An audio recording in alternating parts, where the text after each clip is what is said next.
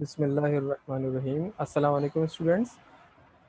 आज मैं आप लोगों को बताऊंगा जर्नल एंट्री के बाद जर्नल लेजर के बारे में। हम लोगों ने लास्ट टाइम किया था जिसमें मैंने एमसीक्यूज भी बताए थे और जर्नल एंट्री को सॉल्व करना भी बताया था कि हम जर्नल एंट्री को किस तरीके से सॉल्व करते हैं। जैसे कि मैंने बताया था कि हमारे पास ये क्वेश्चन गिवन होगा इस तरह का, और जिसमें बिजनेस ट्रांजेक्शन गिवन है। जैसे ये लिखा मई 1 को ट्रांजेक्शन की है हम लोगों ने, मई 8 को की है, मई 10 को की है, 17, 25, 28। इस तरह से हमने डिफरेंट ट्रांजेक्शन किए हैं जिसको हमने क्या किया था, जर्नल एंट्री के अंदर रिकॉर्ड किया था। जैसे कि सबसे पहले है started is business with cash 1,55,000। तो हमने क्या रिकॉर्ड किया था कि बिजनेस में कैश हमारे पास आ गया 1,55,000 और कैपिटल के तौर पे क्रेडिट हो गया। तो इस तरह से आपने इसको रिकॉर्ड किया था। इस तरीके से मैंने आपको सारी एंट्रीज भी बताई थी। अब मैं आप लोगों को इसके बारे में जो है वो लेजर के बारे में बताना चाहता हूँ कि जर्नल एंट्री बनाने के बाद अगर हम लेजर बनाना चाहते हैं तो उसके लिए हमें क्या करना पड़ेगा। देखिए, जर्नल लेजर, जिसको क्या हम लेजर पोस्टिंग भी कहते हैं या टी अकाउंट भी कहते हैं। जनरल लेजर को हम लेजर पोस्टिंग या टी अकाउंट भी कहते हैं। टी अकाउंट इसलिए कहा जा रहा होता है क्योंकि ये टी की शेप में होता है। आपने क्या करना है, इस तरह का एक ये कॉलम बनाना है, ठीक है, टू साइडेड। ये डेबिट साइड होगी आपके पास और ये वाली आपके पास क्रेडिट साइड होगी।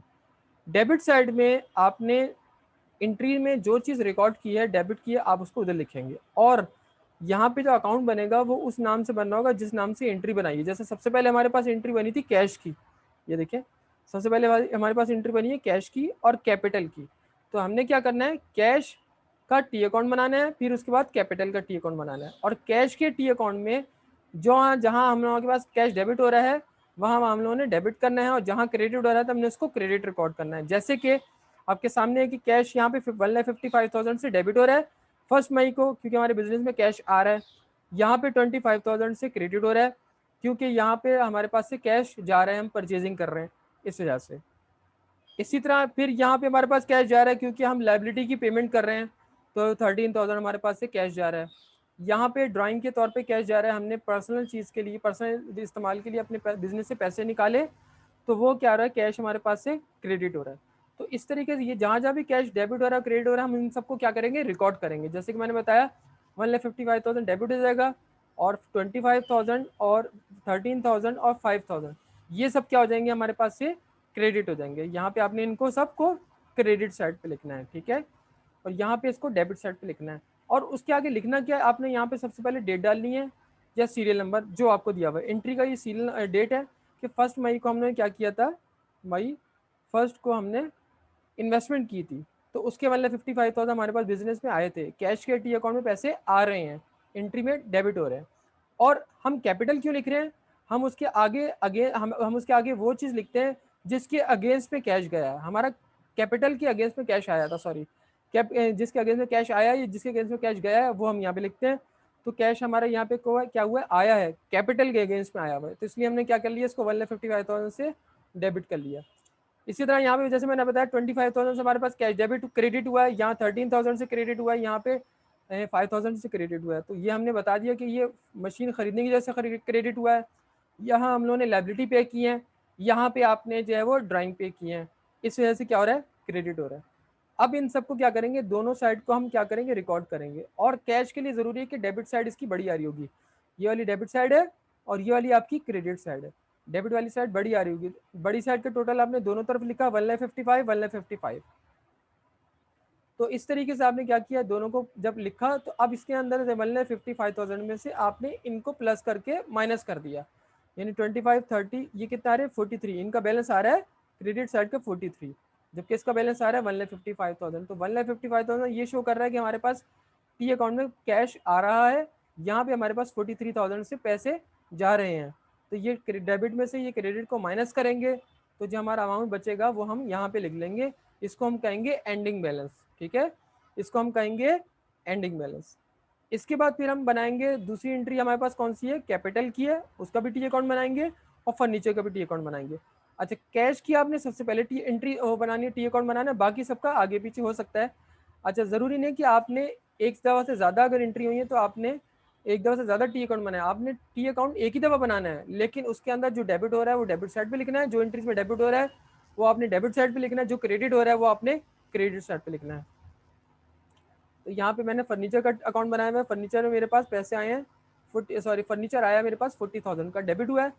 किस उसके अगेंस्ट में क्या चीज़ गई है, बिल पेबल, मैंने उधार पे खरीदा है उसको, तो इसलिए, और बिल मैंने साइन कर दिया है, बिल ऑफ एक्सचेंज।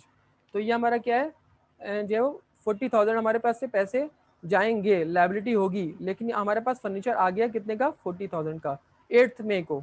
याद रहे यहाँ पे डेट लिखनी है आपने, और यहाँ पे वो टर्म लिखनी है जिसके अगेंस्ट में पैसे जा रहे हैं या आ रहे हैं, सॉरी, जो असेट्स आपका आ रहा है या जा रहा है। यहाँ असेट्स आ रहा है फर्नीचर, इसके अगेंस्ट में।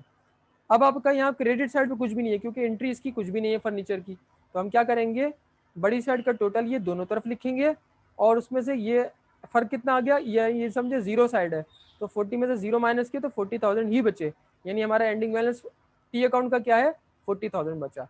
और याद रहे, ये जो हमारा एंडिंग बैलेंस होता है, आपने देखा होगा कि ये मैं एंडिंग लिख रहा हूँ यहाँ पे, इधर भी 1,12,000 रुपये, उसको फिर मैं दोबारा यहाँ पे भी लिख रहा हूँ, उसको मैं दोबारा यहाँ पे इसलिए लिख रहा हूँ अपने एंडिंग बैलेंस के तौर पे, ये मैंने सॉरी गलती से लिख दिया, ये 43 नहीं होगा, बल्कि 1,12,000 ही आएगा, जितना डिफरेंस है, ठीक है। ये आपने लिख दिया, 1,12,000 रुपये मेरे पास क्या हो गए, बच गए हैं, ठीक है, 1,12,000 रुपये कैश बच गया। तो ये एंडिंग बैलेंस बच गया था। अब ये अगले महीने का, नेक्स्ट मंथ का, मई के बाद जून आता है, तो जून का ये ओपनिंग बैलेंस होगा, ओपनिंग बैलेंस या बिगिनिंग बैलेंस, यानी अब हमारा जो नेक्स्ट मंथ स्टार्ट होगा, तो उसमें मैं अपने पास रिकॉर्ड करूंगा कि मेरे पास कैश 1,12,000 रुपये का पहले से रखा हुआ है। इसी तरह यहाँ फर्नीचर में भी ये एंडिंग बैलेंस है, तो ये आपकी जो है वो महीने की आखिर में आएगी, यहाँ पे डेट आ जाएगी मई 31। और इधर हम रिकॉर्ड कर लेंगे कि ये आपका जो है वो बैलेंस 40,000 जो बच गया, उसको आप क्या करेंगे, ये जो बच गया इसको हम ट्रांसफ़र कर देंगे नेक्स्ट मंथ के, यानी नेक्स्ट मंथ में ओपनिंग बैलेंस के तौर पे 40,000 हमारे पास रिकॉर्ड होगा। और ये जो एंडिंग बच रहा है, हम इसको ट्रांसफ़र आगे कर रहे हैं, हम इसको जो है फुटिंग और बैलेंसिंग भी कहते हैं, ठीक है। हम क्या कर रहे हैं, इसको फुटिंग कर रहे हैं, और बैलेंसिंग का मतलब ये होता है कि यहाँ मैंने डबल लकीर लगाई है। डबल लाइन लगाने का मतलब ये होता है कि ये अकाउंट आपका इस महीने का क्लोज हो गया। अब ये जो नेक्स्ट मंथ जा रहा है, ये जो हिसाब किताब जा रहा है डेबिट साइड पे, ये नेक्स्ट मंथ जा रहा है, ठीक है, हमने यहाँ पे इसको क्लोज कर दिया। इसी तरह फिर कैपिटल का भी टी अकाउंट बनाएंगे, कैपिटल हमारे पास क्रेडिट हुआ था, और इसका जो है एंडिंग बैलेंस उसके ऑपोजिट साइड पे आ जाएगा, वो डेबिट हो रहा है 1,55,000 से। तो दोनों का जो डिफरेंस है वो 1,55,000 ही है। अगले महीने जो आप कैपिटल की एंट्री बनाएंगे वो यही बनाएंगे कि आपके पास टी अकाउंट जो बनाएंगे उसके अंदर ये लिखेंगे कि कैपिटल बैलेंस आपका बिगिनिंग बैलेंस 1,55,000 का है। तो इस तरह से आपने क्या करना है, टी अकाउंट बनाने हैं। तो ये हमने इस तरह से बहुत सारे सबके टी अकाउंट बनाते चले जाएंगे, ये जितनी भी हमने एंट्रीज बनाई है उन सबके टी अकाउंट बनाएंगे। इसलिए मैंने आपको बताया था जनरल एंट्री को करते वक्त ये आपके लिए समझना बहुत ज़रूरी है कि कौन सा आपका असेट या एक्सपेंस कौन से हेड ऑफ अकाउंट्स में आ रहा है। सबसे पहले मैंने आपको बताया था हेड ऑफ अकाउंट कौन से वाले होते हैं, हमारे पास 5 हेड ऑफ अकाउंट होते हैं, जिसमें असेट्स, लायबिलिटी, कैपिटल, एक्सपेंडिचर और रेवेन्यू आ जाते हैं। और इन्हीं पांचों हेड ऑफ अकाउंट के हम क्या बनाते हैं, जनरल एंट्री की देखते हुए जनरल एंट्री बनाते हैं, और उन्हीं की क्या बनाते हैं हम लोग, टी अकाउंट बना रहे होते हैं। तो इसको हम क्या करते हैं, इसको हम क्या कहते हैं, टी अकाउंट कहते हैं।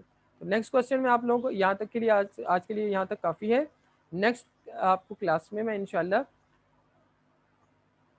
आपको ट्रायल बैलेंस बनाना भी सिखाऊंगा, ठीक है। इसके फर्दर हम और भी कर लेंगे, फर्दर और अकाउंट भी बना लेंगे, और फिर उसका जो है वो ट्रायल बैलेंस भी बना लेंगे, ठीक है।